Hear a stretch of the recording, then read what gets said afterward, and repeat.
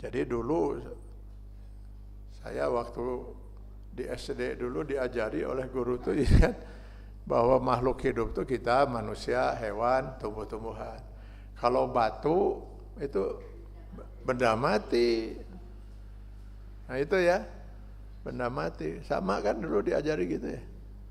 Tapi setelah kita mempelajari Islam, oh beda. Semua ini makhluk hidup. Ini makhluk hidup, ini makhluk hidup, tembok ini cuma makhluk hidup. Mereka masing-masing beribadah dengan cara masing-masing gitu. Walaupun tadinya semen di mana, terus bata di mana, terus dikumpulkan jadi di dia, tetap mereka makhluk hidup. Maka ketika Rasulullah SAW diriwayatkan naik di atas gunung Uhud bersama Abu Bakar dan Umar radhiyallahu anhuma. Tiba-tiba saking gembiranya si gunung Uhud, gembira gunung Uhud. Oh, berarti gunung itu punya perasaan. Bisa gembira, bisa sedih, bisa marah. Sama dengan kita. Saking gembiranya bergoyang dia. Naon motah gitu. Naon motah teh bahasa Indonesia. Motah teh naon? Memotah bahasa Indonesia ada memotah. Bergerak si gunung itu, gunung Uhud itu. Gunung Uhud itu kan gunung terbesar. Ininya radiusnya ada yang mengatakan 6 km itu. Besar, terbesar di Madinah. Bergerak. Abu Bakar dan Umar radhiyallahu anhuma enggak tahu ini teh kunaon. Mereka mengira ada gempa. Maka mereka pun mulai mengkhawatirkan keselamatan Rasulullah SAW. Melihat itu Rasulullah SAW tersenyum. Lalu beliau berkata dengan bahasa Rasul, wahai gunung Uhud, berhentilah bergerak. Bersama saya ada 2 orang yang sudah ketakutan. Nah, hebatnya si gunung Uhud mengerti bahasa manusia kan, bahasa Rasul. Berhenti mereka bergerak. Ya, jadi semua makhluk itu hidup.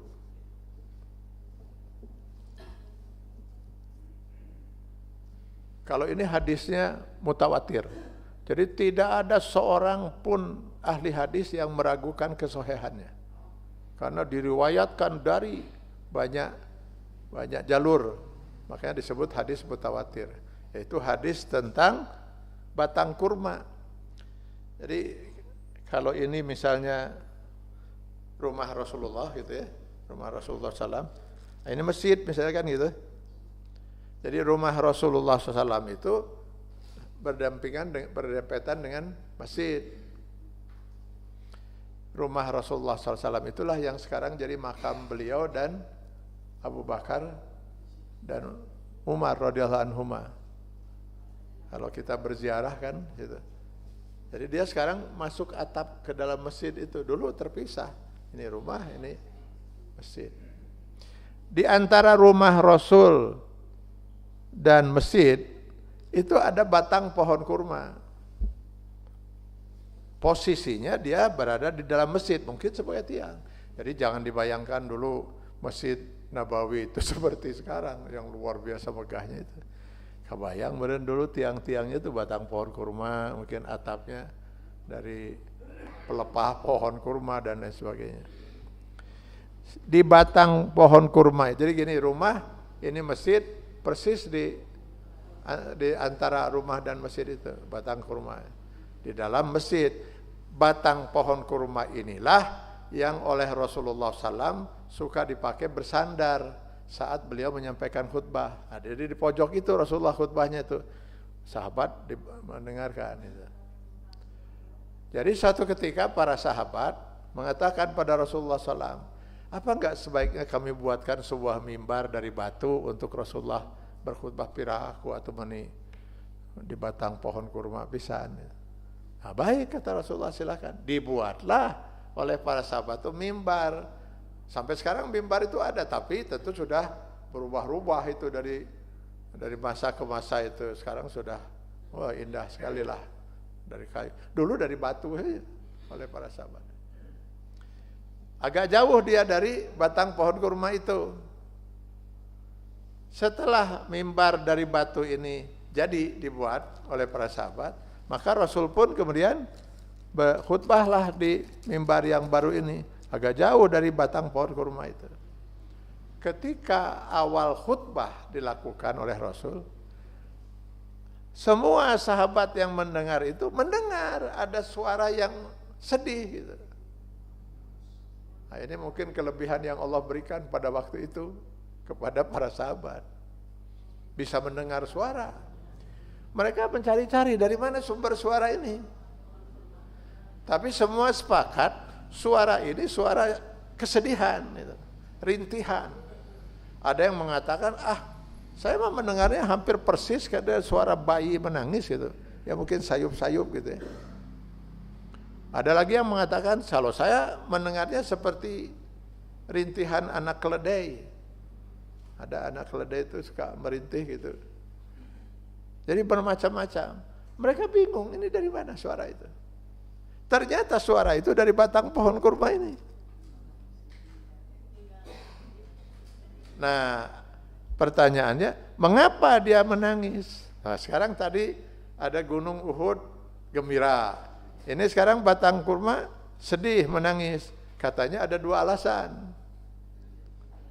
Kata Rasul itu. Pertama, dia menangis karena dia sedih dengan dibuatnya mimbar yang baru ini, maka dia tidak akan lagi dipakai bersandar oleh Rasul. Dulu dia bahagia Rasul bersandar. Sekarang mau aldai gitu. Itu alasan dia pertama, sedih. Alasan yang kedua, ini yang membuat saya sangat sedih, Pak. Saya ini. Dia sedih di batang kurma itu karena tidak bisa dengan jelas mendengar firman Allah ketika dibacakan oleh Rasul. Jauh, nggak kedengaran. Saya kalau baca hadis ini kadang-kadang sok kayak cerik. Ya Allah, betapa rendahnya saya dibanding batang kurma itu. Ya, batang kurma sedih karena nggak bisa mendengar firman Allah. Terus kita kumaha? Ya firman Allah kebetulan di TV, buru-buru pindah ke channel. Ayah membaca Quran karena ada pengajian gitu kan, diawali dengan bacaan Al-Quran, rada panjang seetik, beraratu. Sebagai tanda buru-buru shadakallah lah gitu. Ini batang kurma mana jauh ya orang. Nah, barulah kemudian batang kurma itu berhenti menangis ketika Rasulullah berjalan, para sahabat menyaksikan, dipeluk batang kurma itu. Berhentilah batang kurma itu menangis seperti anak kecil yang ditinggal ibunya, kemudian berhenti menangis setelah ibunya kembali memeluknya dengan penuh kasih sayang. Hadis ini mutawatir, Pak. Mutawatir. Enggak ada satupun ahli hadis yang meragukan kesahihannya karena diriwayatkan dari banyak jalur. Karena waktu itu yang menyaksikan dan mendengarkan itu banyak para sahabat itu. Wallahu alam bagaimana Allah memberikan pada waktu itu para sahabat kemampuan untuk mendengar tangisan batang kurma. Gitu. Kalau Rasulullah sudah jelas lah gitu. Mungkin ini dengan umatnya, dengan para sahabat, mungkin supaya tadi Allah ingin agar kita meyakini gitu ya, bahwa makhluk ini semuanya hidup, semuanya muslim, semuanya punya perasaan, gembira, sedih, marah. Coba nanti lihat di Quran surat Fussilat ayat 11. Summa stawa ila sama, ini cerita bahwa ketika Allah menciptakan alam semesta ini. Ketika Allah menciptakan bumi, lalu Allah menuju ke langit. Summa stawa ila sama. Waktu itu langit masih dalam bentuk asap, wahya dukhan. Faqala laha, lalu Allah berfirman kepada langit, walil ardi, dan kepada bumi, iyatau'an au karhan, apakah kalian berdua, maksudnya langit dan bumi, akan mentaati kami dengan ketaatan atau karena dipaksa. Qalata ataina ta'in, kami akan patuh padamu ya Allah karena ketaatan. Jadi Allah bertanya pada langit dan bumi menjawab, kan itu. Nah, coba lihat lagi Quran surat Ad-Dukhan.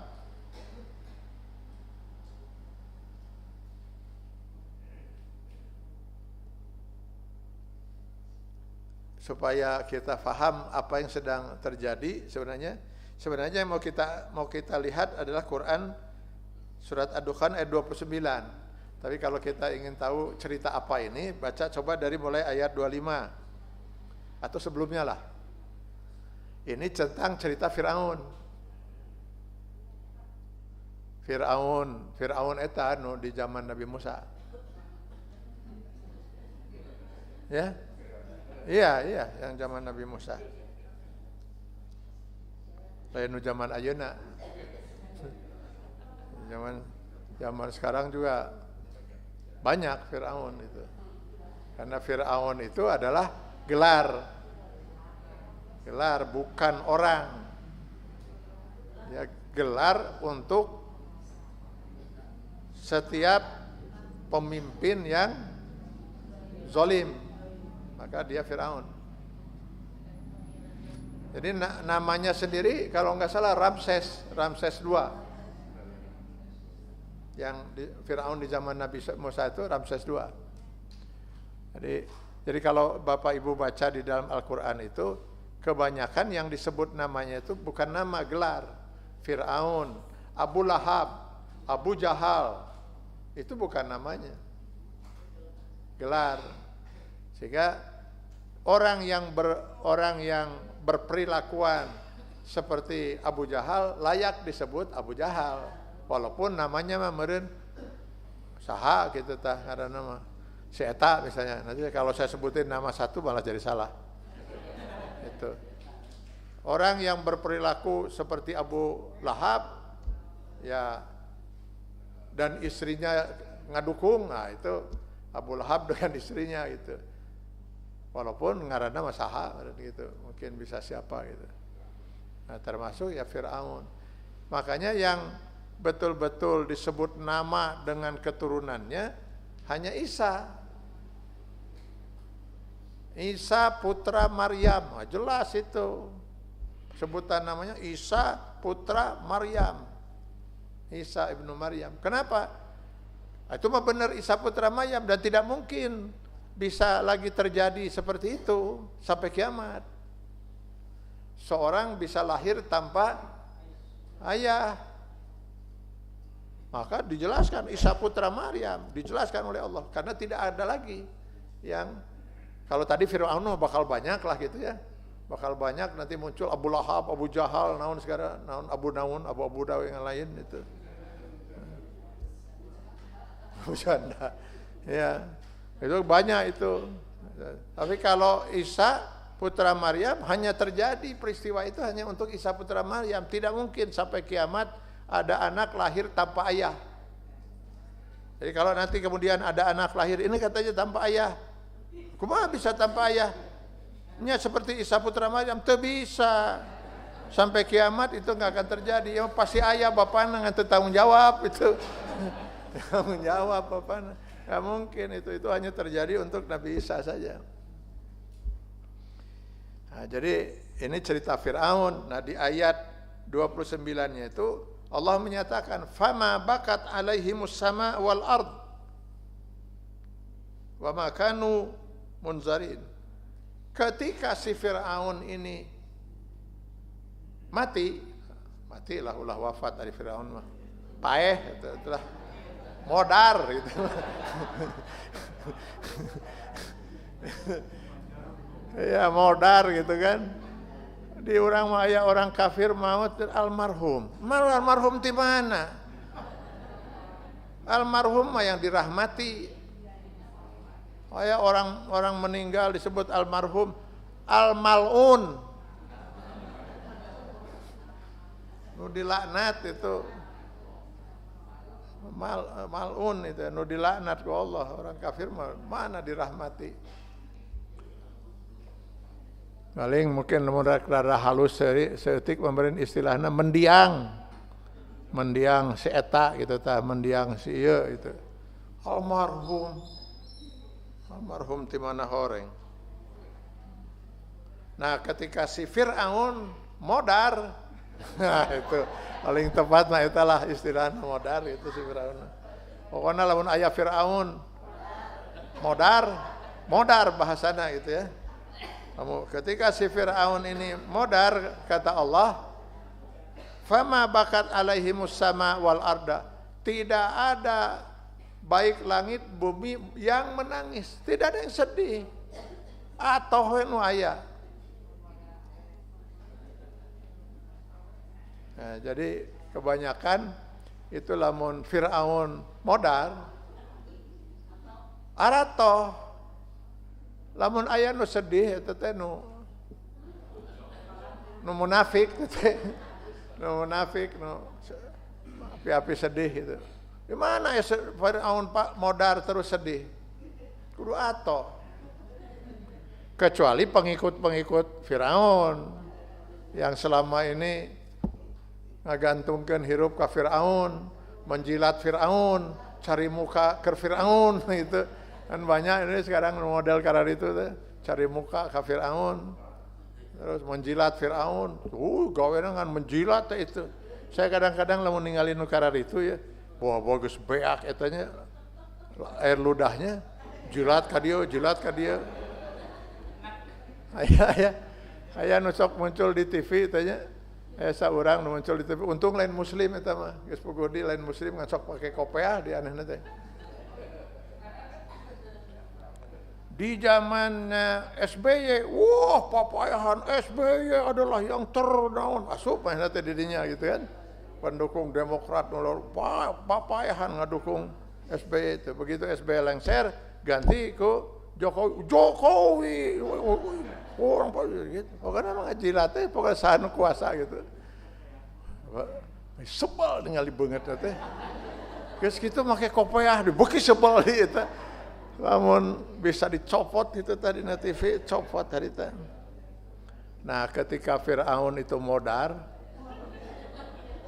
tidak ada satupun tempat di bumi dan langit yang menangis. Aratoh sadayana. Maka kata Sayyidina Ali radhiyallahu an, itulah sebaliknya ketika orang mukmin yang soleh itu meninggal, wafat. Maka ada dua tempat di bumi dan di langit yang menangis. Nanti kalau bapak ibu meninggal tuh banyak yang menangis, bukan hanya manusia. Di bumi ini banyak tempat yang akan menangis. Di bumi yang mana yang akan menangis?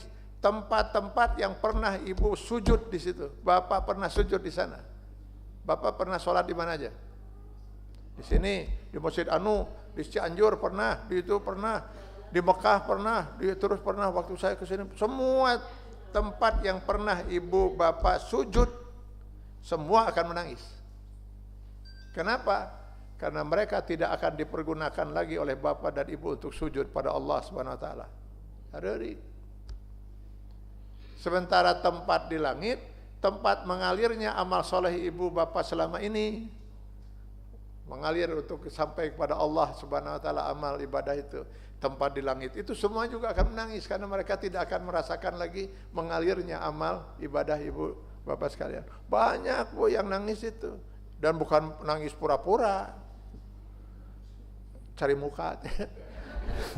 Cari muka itu api-api cerik itu pedah Fir'aun modar, itu cari muka itu. Mana ya Fir'aun modar pakai sedih. Ada mudah-mudahan kita termasuk yang ini. Jadi Ar-Rahman itu berlaku untuk semua makhluk, termasuk juga orang kafir. Tapi kalau Ar-Rahim hanya untuk orang mukmin. Jadi kalau sekarang misalnya orang bercocok tanam, Si tanah tidak melihat apakah dia kafir atau mukmin. Dia akan tumbuh. Jadi kalau sekarang misalnya ada orang kafir, ada orang mukmin, sama-sama punya sebidang tanah 3 hektar di daerah Soekarno-Hatta. Tanah 3 hektar. Si orang kafir nanam pohon di situ. Dipupuk, digali, ditanam bibit, terus dipupuk, dipelihara, diceboran, terus dipelihara. Besar kemungkinan orang kafir itu akan panen. Sementara si mukmin punya tanah di sebelah tanah kafir itu 3 hektar. Dipelakan teu, digarap teu. Ngan unggal puting tahajud teh. Tahajud terus berdoa, ya Allah saya punya sebidang tanah 3 hektar Allah. Mun bisa makan enak keur usum buah-buah lah Allah gitu teh. Gitu. Nah, mani hayang duren Allah lamun bisa mata belah wetanna duren we lah itu. Nah itu. Insyaallah dia tahajud rek sabaraha kali ge moal aya naon. Karena dia sudah meninggalkan sifat Rahman Allah. Untuk sifat Rahman itu siapa mau berusaha dia akan memperoleh. Itu sudah hukum Allah, berlaku untuk semua makhluknya, semua manusia, rek kafir rek mukmin. Siapa mau belajar lulus. Nah ini seringkali enggak di ini. Nah Allah terlebihnya pada orang kafir. Gening nu ranking pertama orang kafir. Ini pertanyaan pernah diajukan kepada saya dulu di SMA 4, saya masih ingat itu. Hari Ahad mereka bikin acara kuliah duha. Saya senang sekali itu melihat mereka itu penuh itu ya, anak-anak SMA. Hari Ahad bikin ceramah. Habis ceramah mereka ingin tanya jawab, maka nah seorang siswa kemudian berkata itu, Pak, kenapa ya Allah lebih menyayangi orang kafir daripada orang mukmin? Pertanyaan lagi kesalah cek saya teh. Kalau mengasihi mungkin, tapi kalau menyayangi boro-boro, lebih menyayangi sayang aja tidak Allah kepada orang kafir. Kenapa saudara sampai menyimpulkan gitu? Iya mah bukti, welah bukti kenapa? Di kelas abdi baca ranking pertama itu orang kafir. Ranking kahiji mah apa? Ranking kedua muslim Pak, tara salat. Para sholat. Saya Pak nu tukang sholat, maksudnya tukang teh meureun getolnya. Saya tukang sholat, can pernah saya ranking katilu ge. Terus saya tanya, biasanya kamu apa kalau menghadapi ulangan, ujian? Apa yang kamu lakukan?